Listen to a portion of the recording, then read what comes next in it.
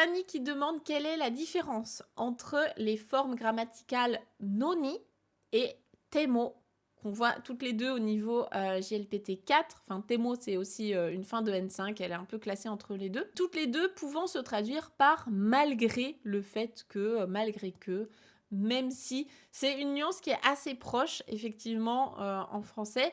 En japonais, il y a quand même une différence entre les deux, donc je vais essayer de vous l'expliquer du mieux possible. Déjà, bon, la forme en noni, on a un cours qui est dédié dessus sur l'information objective GLPT 4. Temo, on en parle à la fin d'Objectif Japon, dans le module GLPT 5. Donc il y a des cours qui leur sont dédiés, mais là pour réunir les deux, si on veut les comparer, je vais essayer de vous expliquer ça. Donc, on les utilise toutes les deux pour parler de quelque chose, d'une action, d'un fait, qui comprend une contradiction entre les deux. Je vais vous donner plusieurs exemples pour bien comprendre. La première différence qu'on va identifier, c'est que noni implique un petit peu plus d'émotion, alors que temo est plutôt détaché, sans émotion, ou en tout cas, il y en a moins que dans noni. Noni va exprimer un sentiment, notamment soit la surprise, donc malgré le fait qu'il y ait ça, waouh, je suis surprise, il s'est passé ça. La frustration, malgré le fait que j'ai fait beaucoup d'efforts, j'y arrive pas. La confusion, malgré le fait que on m'a donné des explications, c'est compliqué, ou je suis perdue. La déception, malgré le fait que j'ai fait beaucoup d'efforts, finalement en fait je suis trop nulle ou j'ai perdu ou quoi. Plein de sentiments comme ça, il peut y en avoir plein d'autres. Alors que Temo va être un petit peu plus détaché en général, c'est plus factuel, malgré le fait qu'il pleut, je vais quand même sortir me promener, il n'y a pas spécialement d'émotions impliquées là-dedans. Et Temo va aussi être utilisé en tant qu'hypothèse. Donc je vous donne des exemples pour tous ces cas-là, comme ça on comprendra un petit peu mieux. Alors déjà, noni. Noni, je vais vous donner 2 exemples avec des émotions qui sont impliquées dedans. Donc imaginez si votre but dans la vie, c'est d'être meilleur chanteur, meilleure chanteuse, de chanter mieux. Moi, j'en aurais besoin, par exemple. Eh bien, si j'étais au Japon, peut-être que j'irais tous les jours au karaoké pour m'entraîner, parce que c'est un peu catastrophique. Mais probablement que je ne progresserai pas beaucoup, parce que j'ai personne pour me conseiller. Donc, si je veux vous dire ça, je pourrais dire mainichi, tous les jours, karaoke de renshu shiteiru no ni. Malgré le fait que je m'exerce, je fais des entraînements au karaoké tous les jours, eh bien, uta ga jouzu ni naranai.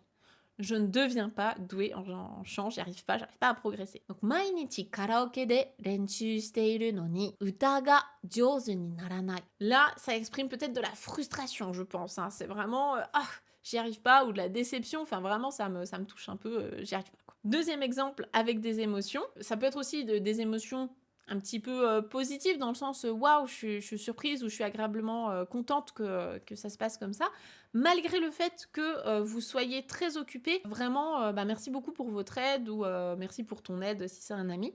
Donc, konna ni isogashii no ni, t'es occupé à ce point-là, donc malgré le fait que tu sois occupé à ce point-là, konna ni isogashii no ni, tetsudatte kurete arigatou. Merci beaucoup de m'avoir aidé. Donc malgré le fait que t'es très occupé, franchement, merci beaucoup pour ton aide. Il y a aussi un peu une contradiction. Normalement, si la personne, elle est très occupée, on s'attend pas à ce qu'elle nous aide. Et pareil, pour la première phrase, normalement, si on va tous les jours au karaoké, on est censé s'améliorer, mais j'y arrive pas. Donc ça, c'était avec noni.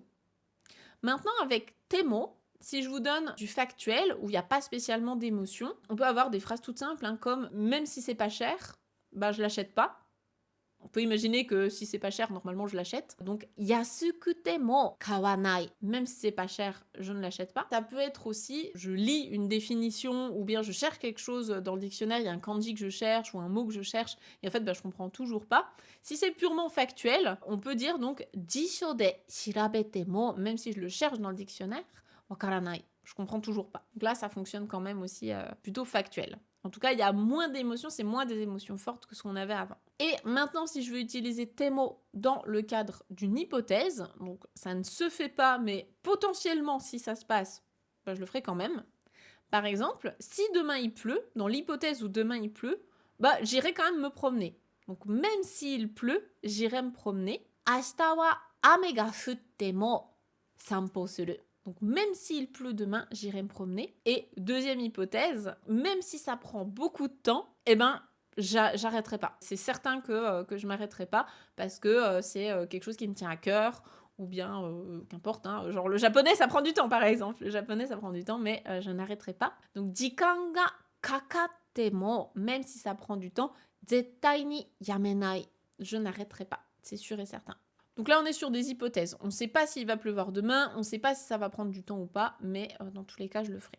Voilà, j'espère que c'est un petit peu plus clair. Encore une fois, moi, ce que je vous conseille, hein, c'est de ne pas forcément chercher à tout comparer, tout traduire mot pour mot, essayer surtout de n'avoir qu'une seule traduction littérale pour chaque mot, chaque kanji, chaque forme grammaticale. C'est un peu s'enfermer dans des boîtes. Moi, je vous conseille plus de voir ça dans un contexte, de retenir des phrases qui vous parlent, qui vous provoquent à vous des émotions parce que soit c'est un contexte qui vous plaît, une chanson, une discussion, un animé, voilà, des moments qui vous marquent. Vous retenez ça dans ce contexte-là et vous essayez de plus en plus, hein, surtout au fur et à mesure que vous prenez du niveau en japonais, à partir vraiment du N3, ça va commencer à être obligatoire, mais de plus chercher à faire trop le parallèle avec le français. D'autant plus que plus vous avancez en japonais, plus vous arrivez sur des petites, vraiment des petites nuances où on n'a pas forcément d'équivalent en français. Donc il vaut mieux accepter, ok, ça veut dire ça, ce sens est comme ça, et moins passer par la case traduction en français. Voilà, j'espère en tout cas que ça pourra vous aider.